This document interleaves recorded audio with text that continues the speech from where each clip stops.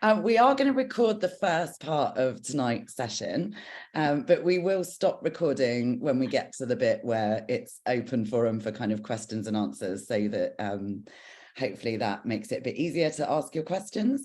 We do have the ones that came through the survey online, so we'll ask those ones first, and then we'll turn recording off at a point, but feel free to use the chat function as well, and we'll keep an eye on that. So I hope you enjoy the session.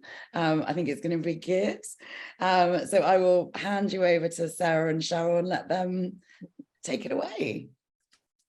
Amazing. Thank you, Emma. Hello, everyone, and welcome to this session. And yeah, it's lovely to see you all here, and we've got great numbers as well, which is great. And yeah, so welcome, and feel free to ask any questions in the chat box, and Emma will bring those to us at the end. But just to start, my name is Sarah, and this project came about really from feelings of, I would say, feelings of injustice around the kind of lack of conversations that happened around cancer, sex and intimacy. So my personal story is that I was diagnosed with Hodgkin's lymphoma in January 2017. And my treatment was quite complex. I ended up having a stem cell transplant. And along the way, I was always being told about the side effects that would happen to my hair, my stomach, my just my skin. You know, I was told about all those kinds of side effects, and fertility was discussed as well, which is great, but never was sex talked about. Never once was I asked. And when I found after my stem cell transplant that actually I was having some quite difficult, some quite strange and unfamiliar side effects, I felt completely lost. I was shocked. So I found that after the stem cell transplant, that sex was actually very painful. When I came to have sex with my partner, penetrative sex, it was excruciating, and I had no idea why. And for along my cancer journey, actually, sex had been something that was quite comforting, and it made me feel kind of a bit more connected to my body when all these terrible things were happening. And then after my stem cell transplant, to find suddenly I was kind of left in the dark with this pain that I wasn't remotely expecting, it was hard to deal with. So it took a long time to pluck up the courage, but I did ask my CNS, and I was unfortunately met with the response of, "Oh, I've never heard that happening. Maybe try some lube." And then that was it. The conversation was shut down. And obviously, when you've had an experience like that, you don't really want to ask again. So I just felt angry after that. So I kind of felt like I wanted to find out, does this happen to other people? Does this happen to other women? I mean, I had a blood cancer. Maybe they didn't know this happened, but actually talking to other blood cancer patients, it's not uncommon at all. Stem cell transplants are, it's highly likely that you go into early menopause with that. That wasn't really talked about. And pain is also very common, depending on the root of that pain. So I just felt disappointed that my healthcare team that were meant to be looking after me didn't bring that to the table. So it was sort of off the back of that, kind of getting a bit of a shrug off from my oncology teams, that I was like, okay, let's do a bit of detective work. Let's take this into my own hands. And luckily I came into contact with a lovely Macmillan health professional who listened when I spoke about, actually, this is one of the biggest issues I'm having in my recovery. She listened, and I came up with a thought in the moment. I was like, we should do a sex toy workshop for women living with and beyond cancer. Wouldn't that be great? Something fun, something non-clinical. And thank God she said yes. And it was then through lots of discussions and lots of kind of meetings in cafes. This was before the pandemic. We came up with the idea of doing a sex toy workshop in partnership with an amazing sex positive shop called Shush. They used to be based in Hoxton in London, but they're now mainly online. And they were established in sort of the 90s, and they've always been about like mainly focusing on female pleasure, but just pleasure in general, and pleasure seekers, people that want to connect with their body in new and exciting ways. So they felt like a great partner for this, because a lot of what you want to do during treatment or after treatment is to kind of reclaim parts of your body that you maybe feel have changed, or have, oh, you've lost something along the way. So the first one was in person in October 2019, where it was a group of about 12 women. We all got together in a group and just talked, shared stories, and it was really beautiful. Different cancers, different ages, completely different people, just sharing this sort of, in a way, similar narrative of not feeling listened to and not feeling like that part of their life was important. And that's where I met the absolutely amazing Cheryl, and that started us on the journey of cancer, sex, and intimacy. So, Cheryl, I'll pass it over to you. Thank you. So I'll backtrack a little bit. So my name is Cheryl, and I've got stage 4 neuroendocrine cancer. My cancer was found quite late. Never heard of it before. It was completely unheard of, and it's deemed to be one of the more rare cancers. So I had my surgery. I had some treatment. I'm still on lifelong treatment at the moment. But what I found is that I had a major operation on my abdomen. And I thought at some point, somebody's going to say to me, refrain from sex, or you can resume, or, try this or try that. It wasn't mentioned. And I thought, okay, maybe they'll mention it later on. I mentioned some issues around the scar, that it was tight, it hurt. Still didn't mention it. I thought, okay, maybe this is just the norm. Look through the booklet, nothing there. Anyway, I happened to meet I'll call him a young man, at a liver cancer clinic, believe it or not.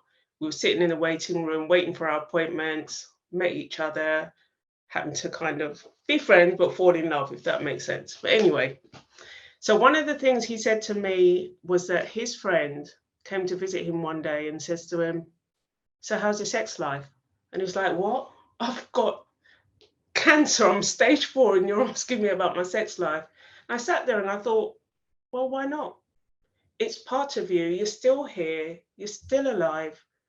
You've still got feelings. All those emotions are there. They don't disappear because you've had chemotherapy or radiotherapy or your surgery. You're still who you are, just things have changed. So I started asking the questions. I thought, this is odd. Nobody's mentioned it. He's mentioned it, or a friend has said it to him. So let me start asking the questions. So I put a little survey together, sent it out to a few friends. They shared it with their support groups, like for breast cancer and ovarian cancer, different groups. And the shocking question that I asked was, how many of you were basically asked about your sex life since you've been diagnosed with cancer? 92% of the women said they had not been spoken to. 92%. I just couldn't believe what I was seeing. Anyway, at that point, I'd started to link up with the lady at Macmillan, the engagement lead. And I told her that I'd done this survey. I found it really shocking, and I was on a mission. I think it was a way of coping with my cancer as well, trying to find something to do, because I was previously working full time and I couldn't work. Anyway, she said, not a problem, we can do that, Cheryl. And she said, oh, by the way, there's a lovely event going to take place at Shush Women's Store in Hoxton. Would you like to come? Put both hands up. That's me talking about sex. Of course I'm there. So off to Hoxton I went, and then I met the lovely Sarah. So in the engagement lead's wisdom, she decided to connect us, because she knew from the beginning, this was, I think, October, November 2019, she kind of had this feeling that we would work really well together, and we had the same interests, and we had a valid point. So she put us together, the project started, Cancer, Sex and Intimacy, and Sarah and I have worked on this project. And believe you me, it's not a project that we've just decided it's something to do. It's become, this has got to change. This cannot happen. It should not be happening. Not in the 21st century. you know, we need to start talking about these serious topics, because you're seeing relationships break down, people being afraid to go into relationships, people being shamed, stigmatized. So we just have to start this conversation. And this is what this project is about. Yeah, I think it's that. It comes back to like quality of life, doesn't it? You know, there's so much to the sort of spectrum of what we enjoy as humans, and sex really needs to be like bam, they're kind of as important as all the other questions that are getting asked in the consulting room. And I think it's that us wanting to take it into the realm of the people living with and beyond cancer and making it non-clinical. And so the project, it changed as it came into the pandemic, but that's in a way it made it more inclusive, because the amount of people that were coming to our online sessions was wonderful, sort of 45, 50 people at a time. So that's how the project started. We delivered 4 online sessions, which were run by myself and Cheryl were hosting, but the professionals from Shush, the store, were there. There was a psychosexual therapist and also a gynecologist, a gynae CNS who was there for any kind of the more medical questions. And it was brilliant. You know, they started off, it was, the sessions will run for women, and that was because we're both women living with cancer. That's our knowledge. So we came to that first. And people were able to bring their questions to the table and just talk about new routes to pleasure, the new journey, living in perhaps a new body or a different body, but also reclaiming pleasure. We wanted it to be about the fun side, because sex should be sort of fun and messy and exciting and all those things that, you know, we deserve to have in our sex lives if that's what we want. And then a big part of the project is always about that kind of patient-led. So we had a steering group that we met with pretty often, actually. I'd say it was sort of, yeah, got towards once a month in the end. And we were always putting questions to them, saying, you know, how did this session run? You know, did you feel kind of understood? Did you feel listened to? Did it respond to what you wanted? And it was from those sessions and all the questions and the steering group that we came to make the booklet. So I don't know if any of you know of our booklet, Pleasure and Intimacy, a guide for people living with cancer. So again, it is focused more on the female experience, but there is a lot that people can gain from this, whether you're a partner or just seeking new routes to pleasure. So we kind of brought questions to our steering group, sort of like, what do you want from the booklet? Most people said, please don't make it pink. So that's why we made all the colours of the rainbow. So I think that was a big thing as well. A lot of the literature we found was very, dare I say, quite heteronormative, maybe quite about partnered sex. It wasn't so much about you as an individual. And that's what we wanted this book to actually be, first and foremost, about reclaiming pleasure for yourself as an individual. There is bits about talking to your partner if you have a partner, but also just understanding your new body and finding new routes to pleasure.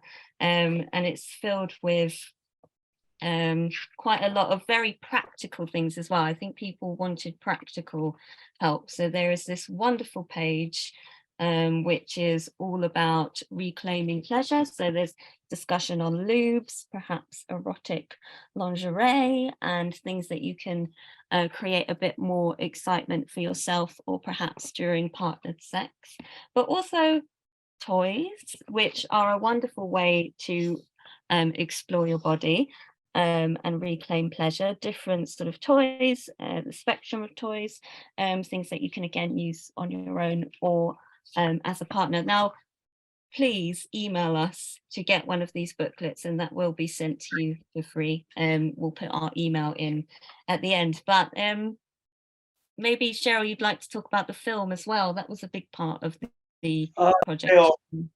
Film. We came across a wonderful film organization called Fig Films. And one of the directors is living with cancer herself. So we found it even more special that she could speak from a place of knowing about cancer, going through cancer. She'd already done a wonderful project on someone experiencing cancer during lockdown. We watched that film and that was it. We knew straight away Fig Films were the organization to use. We felt comfortable with them, very professional. It was just phenomenal to watch. We might even share the link, Yeah. Sarah, for other people to have a look at what they've already produced.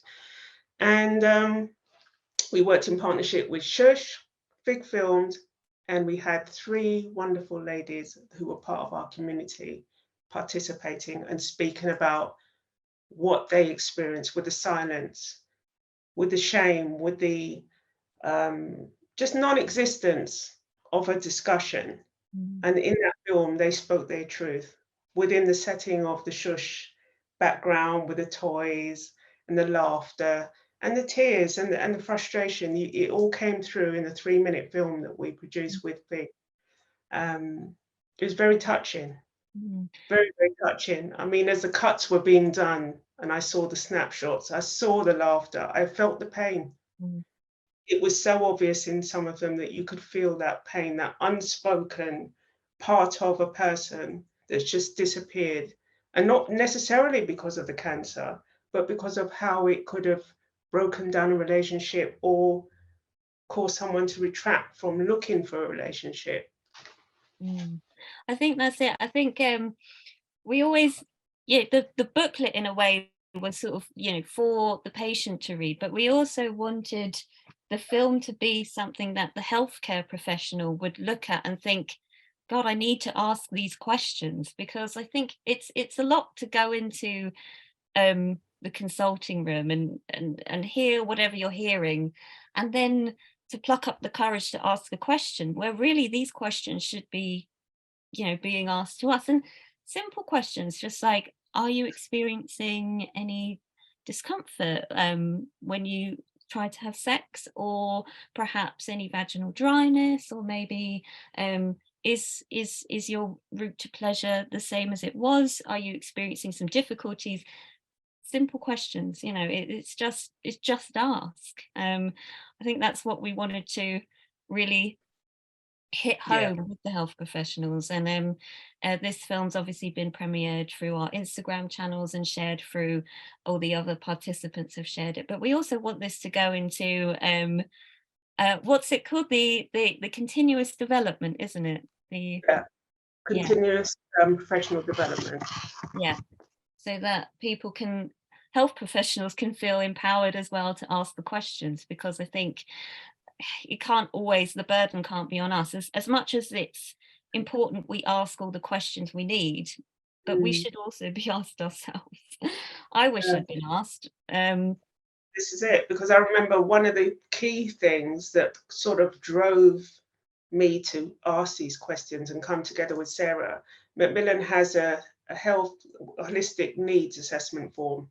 Now, I haven't had one done, but apparently some people do have them done, and they should be done.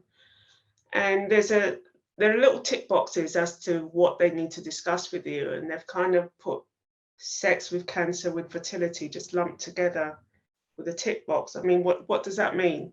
Does it mean you'll revisit the conversation later on? Will you ask if it's appropriate? Because we know that it's not always appropriate to talk about intimacy or sex at the time with a person, or depending on the stage of their cancer or their physical status. So we get that. You have to be sensitive. But there's no sort of revisiting the quality of life, what's missing, what should be there, what should we ask. It's just a tick box exercise.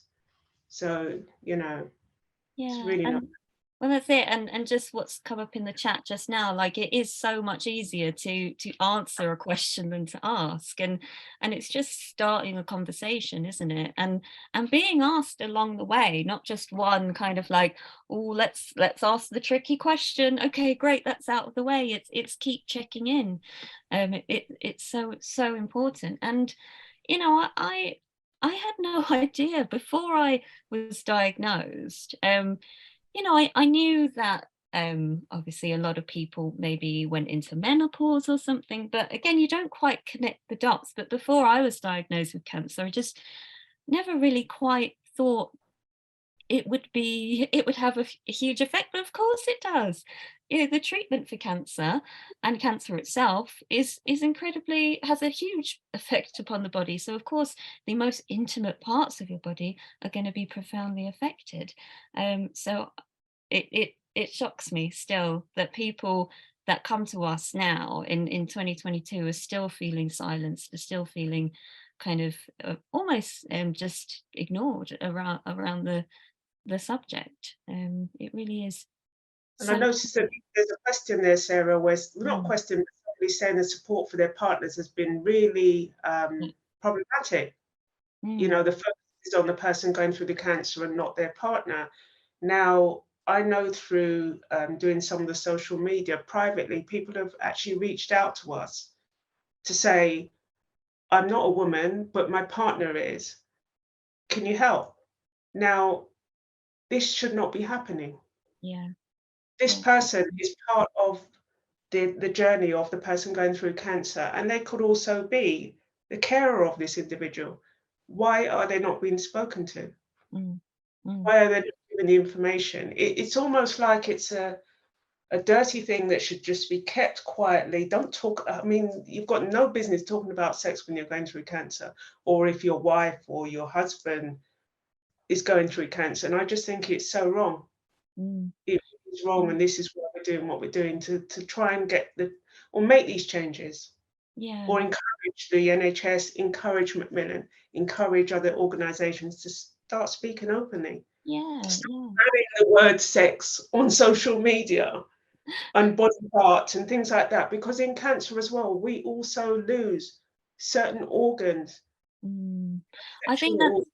yeah, that's another thing as well. People finding that the language isn't being used. You know, doctors saying things like, how's down there, rather than how's your vagina, how's your vulva, you know, how are your scars after your mastectomy. It's like using the right language is so important rather than this sort of language you use at school. You know, it's just like we have vaginas, vulvas, penises, you know, these are parts of our body that need to be discussed because they're essential. They're not something to be kind of like just tiptoed Mm, around, you know, it's not. I think that's a big problem as well. And that's again, you know, that's what we wanted to do, like with this booklet, like body parts have the correct names. Yeah, it's things like that yeah, can help. Um, well, it's that's a not clear. lot of what our sort of group are bringing to us as well. They feel a bit frustrated by just the Yeah. lack of awareness almost.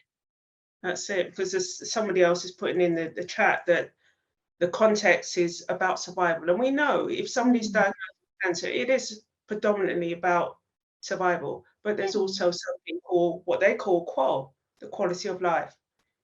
For yeah, me, if you're going to survive, at least have some quality of life, or mm, and respect the fact that it needs to be spoken about. It can't just be, I've saved your life, you put back together now, go on your merry way, have your treatment if you need lifelong treatment, but we won't talk about whether mm. or not you ever indulge in sex again or be intimate again. No, that can't work. Not for me, not for I think, Sarah. yeah, Not- the sad thing is there's so much you can do as well, you know, like the array of toys, the array of wonderful lubes. There's not just one lube out there. There's just a wonderful array and wonderful new routes to pleasure that just aren't being kind of, it's not like doom and gloom. It's actually can be exciting. It can be, you know, it's a journey. It's going to be a difficult one, but it is like, yeah, I mean, and that's what we want to discuss a little bit as well, like some of the exciting ways to bring back pleasure. And that's what a lot of the pleasure and intimacy is about. And you know, for me, one of the big things is just finding toys that work for your body as well. Like I'm someone that really does enjoy using some mechanical assistance, and like the world of sex toys is wonderful. I mean, it's not just sort of like a buzzing toy with one set that it maybe feels too extreme, perhaps if there's a sensitivity, whether it's after surgery or something, but you can get these wonderful vibrators that just have the most gentlest of rumbles that can help you reconnect with yourself sexually after cancer, or even just using them on parts of your body and finding new erogenous zones. It's really, there is all of that out there. That's it. And I've just had a look at another comment about somebody who's had their second ovary removed, and nobody has discussed how the menopause, going into an early menopause, will affect her sex life. I just find it completely shocking. Now, we know that, okay, the oncologists, the team around them, they know what's going to happen. They know this is going to happen. And a lot of hospitals these days have menopause clinics. So why are patients not being, it might take a long time to be seen, but why are they not being referred to see a menopause specialist? Yeah. Get the advice, because I know personally that's what I had to do. You know, be referred. And once I was referred, the information that I received was so thorough. I was sitting there thinking, oh my goodness, I didn't know that. I didn't know that. And I thought I knew a lot. But they go into so much detail about what you might need and how they can help you. Because obviously, as you know, not everyone can have HRT. But it's so important that people like this individual is referred to see a specialist. Yeah, completely. And they are, I think it's the thing, the specialists are out there. It's just the referrals don't happen. And it's things like psychosexual therapy as well is a really wonderful treatment for some people to kind of reclaim that side of their of who they are. But it's just the referrals aren't happening. So it does take some kind of real energy to like go into that room and say like, look, I want to be referred for this. But unfortunately, until those questions are asked, we really have to kind of get that win behind us. But that's why Shush is amazing, because they're a platform that exists outside of the world of healthcare, but they're almost like picking up the pieces and recommending what kind of lubes are best. I mean, it's things like the wonderful, I don't know if anyone knows about like Yes Organics, water-based. There are wonderful lubes, completely free from any of the chemicals that might cause issues with perhaps thrush. So no glycerin, no parabens. It's incredibly silky. It really lasts a long time. And also, yes, do a vaginal moisturizer as well.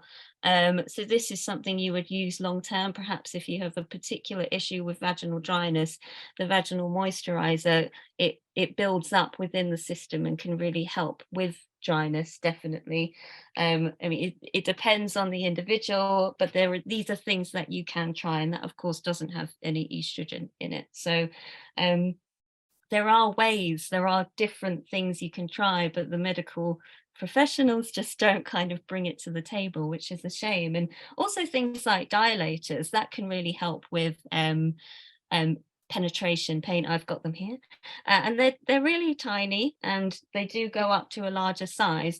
And these are brilliant, perhaps if you do have painful penetration, just like lubing one of these up and just taking some time to see how your vagina feels post any kind of maybe surgery in your recovery or menopausal. You know, this is a way you can sort of reclaim that side of yourself in a non-clinical way, because the NHS does give out dilators, perhaps if you have vaginal atrophy, or maybe if you're going through pelvic radiotherapy, but they're very solid and they don't really say please enjoy yourself, but this is actually something very clinical, whereas these are made of a lovely skin safe silicone. They flex to your body, and there's also a space at the bottom where you can put a vibrator.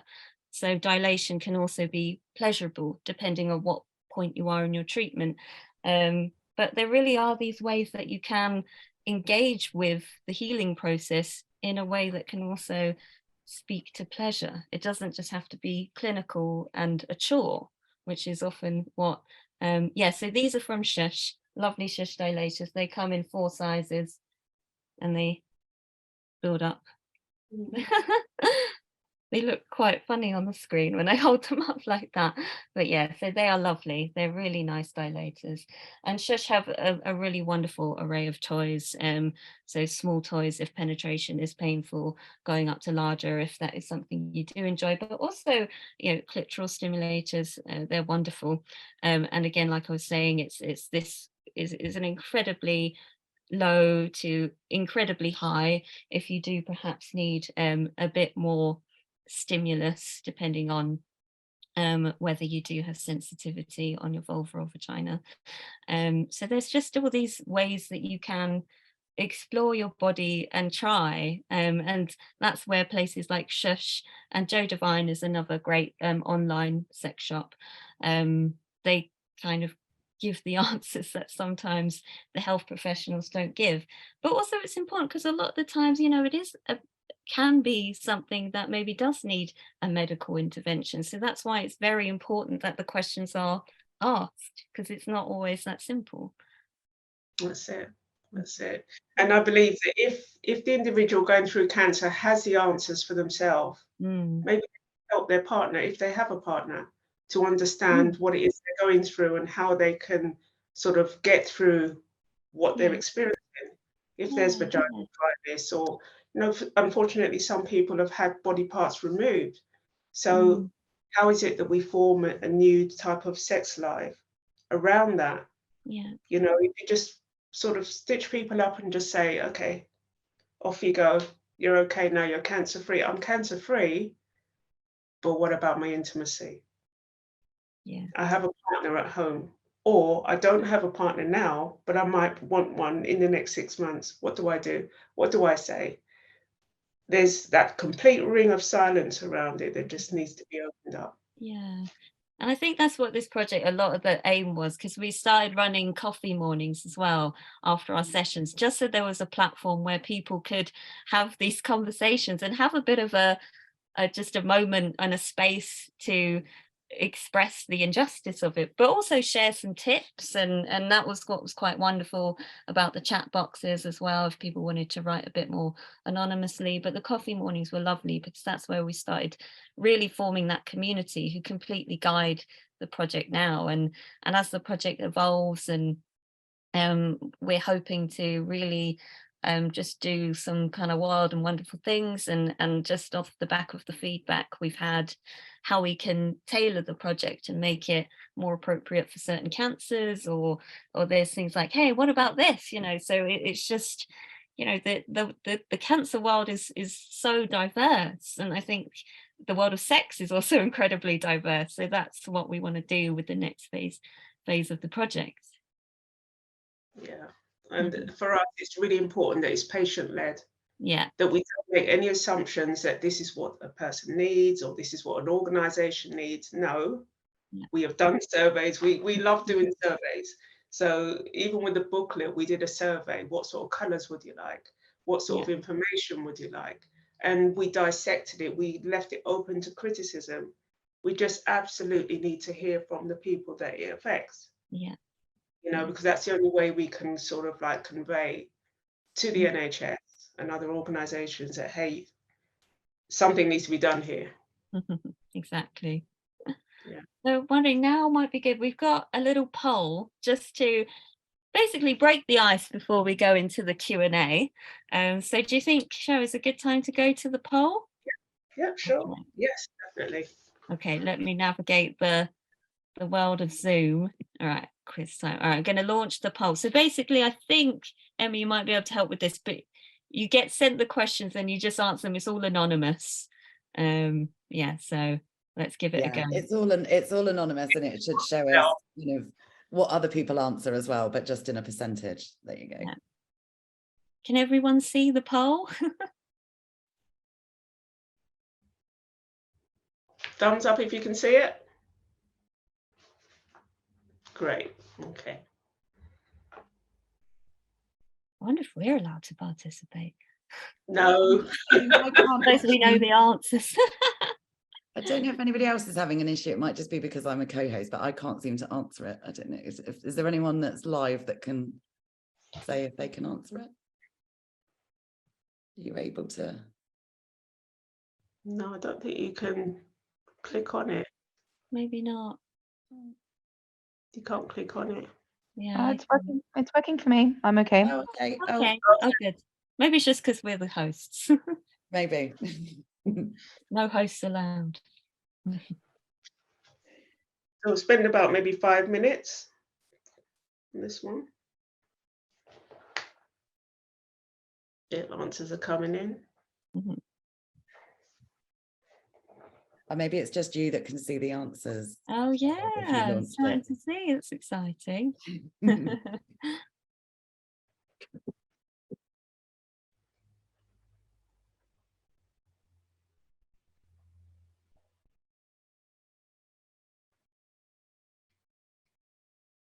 Should have had some breakout music. Yeah. Some background.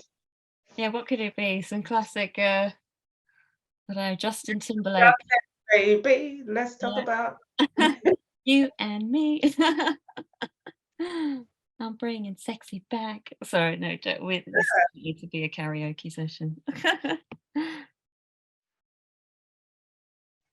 I'm staying on mute. No one wants to hear my singing. So I did karaoke a few evenings ago, so maybe I'm still in the zone. If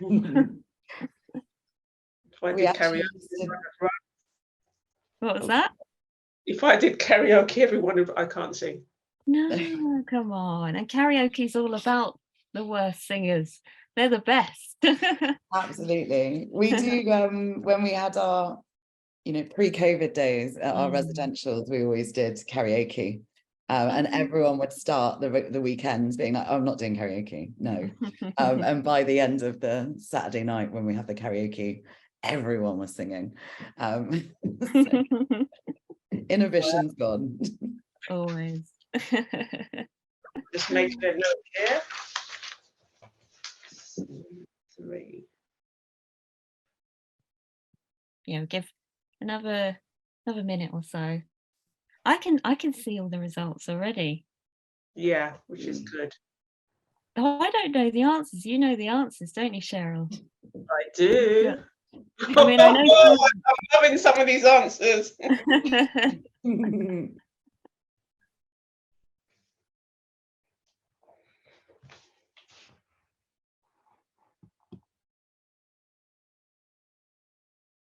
All right.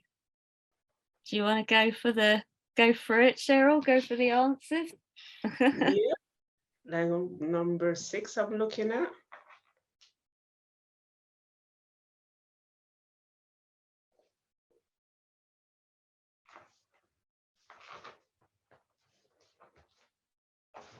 Okay.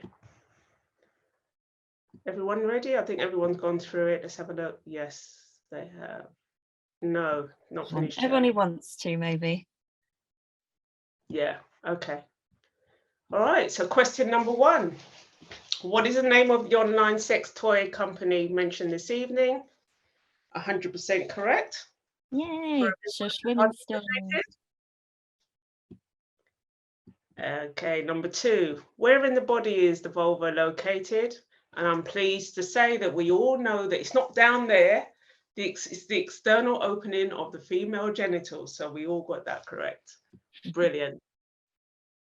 If only Gina, the product they're advertising at the moment, knew that on TV. They actually mentioned it down there. Anyway, number 3.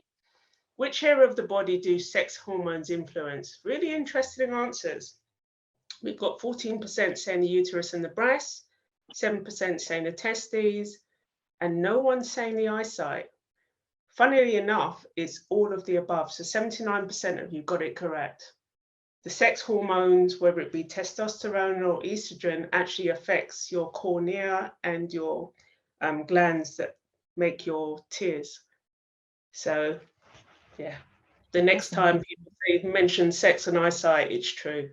Number 4, which one of these items is not a sex toy? So somebody put pulsator. It's a toy. The cucumber is definitely not. It might look like one, it might feel like one, but try not to insert any fruits or vegetables into parts that you wouldn't go into because you could get a serious infection from the veg or hurt yourself. Number 5, what are the benefits of using a sex toy? So we had promotes circulation, gives you an orgasm, can improve erectile dysfunction. But in actual fact, only 93% of you said all of the above, because it's all of those things it can deal with, including circulation. That stimulation helps to get the blood flowing, pumping, gets the nerve endings more to the surface, gets you in tune. So number 6, where in the body is the prostate gland located? I was waiting for someone to say inside the left ear, but thankfully nobody did. Somebody said on top of the penis shaft, but it's not. It's actually just below the bladder and in front of the rectum. So that's literally why if a man's been examined for his prostate, they will go through the anus and just literally feel for it there. Number 7. Should an orgasm be painful, uncomfortable, or unpleasurable? As we know, none of the above. And thank God everybody said none of the above. And if it is, this is where we need to speak to our health professionals. If they're embarrassed, tough, because you need to get rid of that pain and enjoying yourself again. So number 8, women have less sexual desire than men. Yay, you know that's not true. We are one of the horniest on this planet. It's not true. Number 9, women do not masturbate as much as men. Somebody said not true. You know, it's an individual thing, but it's actually false. As I said, we're one of the horniest on the planet. And number 10, in a relationship where sex is involved, is it helpful to express what you enjoy sexually, to communicate, to share concerns or worries? And thankfully, 100% of you said all of the above. It can be difficult to do all of those things, but that's where it needs to start, to be honest. If we don't communicate, our partner won't know what we want. We won't know what we want and understand it, but we definitely need to express all of those things. So thankfully, everybody got that right. Thank you so much. Oh, thank you to our participants. That was great. So I suppose now it's good to open the floor, though I know, Emma, you got some questions sent through before the session, so we could start with those questions and then go Should we into do the lucky dip at the end, or should we do should we do the lucky dip at the end? Yeah, let's do that at the end. Yeah, if I start, I mean, I mentioned, for those of you that have joined us since the beginning, we have been recording the session up to now, and I'll maybe ask the questions that came in anonymously, and then as it's open for everyone else to ask questions, I'll stop the recording so that you're able to ask what you want, everyone. I think you've answered quite a lot of the questions. And I just want to say, first of all, I think, massive kudos to you, because what you guys are doing is really, really important. And it is something, we talk about sex quite a lot at Shine, but we're not doing the things that you're doing to kind of change the world around it. And I think it's a really important message that pleasure is important, and, this stuff should be talked about more. And yeah, go. Fabulous, brilliant work. Okay, the questions. I think you've answered quite a lot of them already, but about quite a few people asked about lube, and about what's the kind of best type of lube for menopausal women, or maybe just a description of like the different types would be useful. Yeah, well, I think like I said, it's really about looking at those ingredients and making sure that it doesn't have any parabens or any glycerin. And products like Yes Organics are wonderful because they, it's clearly labelled that they don't have them. And being water-based, it's condom safe as well if you're having sex with condoms. And it's very silky. It's got a really lovely texture to it. It's very silky, and it does last quite a long time as well. And then another brand is Satil, I don't know if anyone knows about that, but that is again completely free of any of the ingredients that might cause thrush. And of course, if you are on treatment, your immune system is going to be a bit lower and you're more prone to picking up perhaps an infection or thrush or something like that. So making sure it's those wonderful sort of ingredients that don't cause aggravation is very important. And there are also so yes, also just an oil-based. So that obviously lasts longer because it's oil-based. So this isn't a silicone lube, it is an oil-based lube. Silicone lubes can be quite thrush-inducing again. So I think again, even with the oil-based, that's better to use if you're not on active treatment, but it's still organic and free from any of those kind of difficult ingredients. And this one is also pH neutral to the to the pH of the vagina. And also vaginal moisturizers are quite an important one to think about as well, because they are used on a daily basis to keep the vagina moist when you're not even having sex. And you can get applicators as well, so you can insert that into the vagina and have the moisturizing power kind of into the entire vagina rather than just in the opening. Of course, when you're experiencing extreme vaginal dryness, and we get this a lot from the people that are on estrogen suppressants, and of course it's important that they don't kind of come into contact with estrogen, so HRT isn't an option, so they can't have that lubrication that comes with estrogen. So the vaginal moisturizers can be helpful in that context.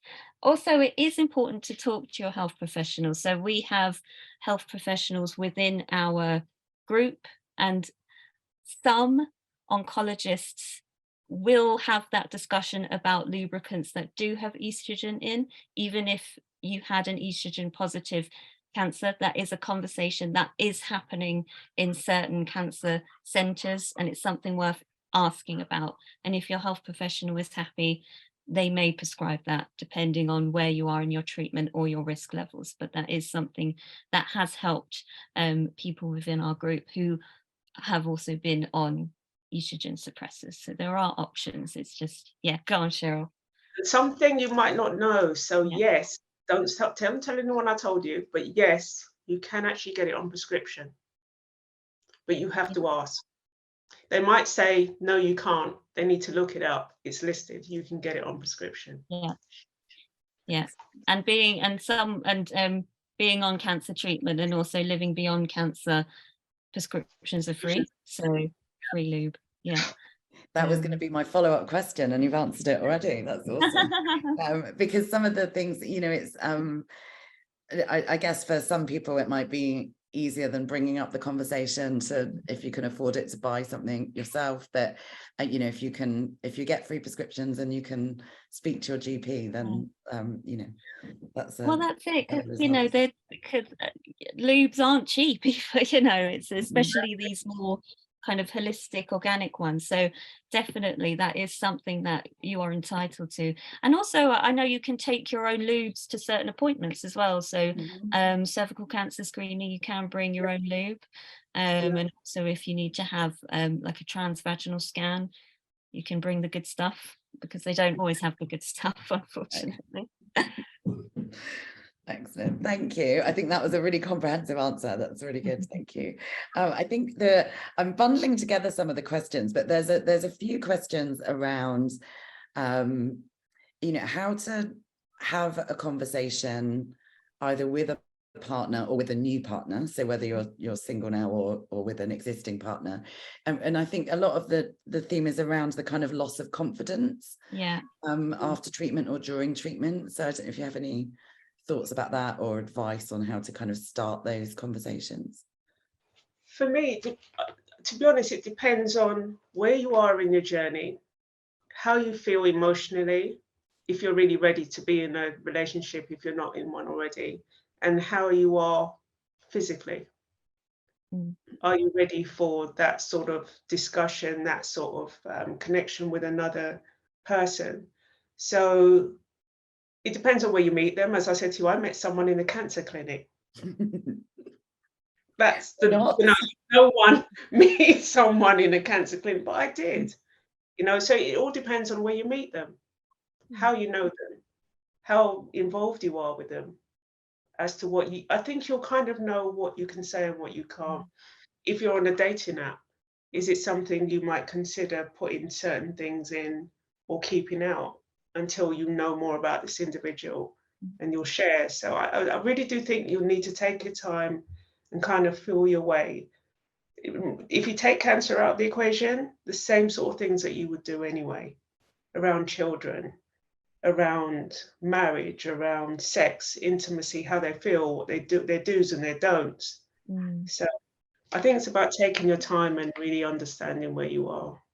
I think it's that, because in a way the best sex sort of comes from communication and sharing your wants and desires, and I think that doesn't change with cancer. It means your wants and desires might change, which might mean a new conversation.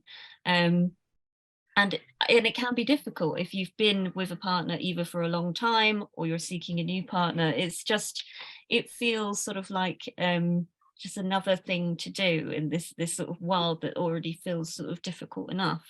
And one good thing, or one kind of good nugget of advice that actually one of the shush ladies gave, was actually writing an email can be, if like your partner kind of shuts down, isn't really able to have that conversation, setting everything out in writing, perhaps even if you don't send it or something, at least you kind of got what you want down, and then if you do send it, that's a route to kind of have that conversation.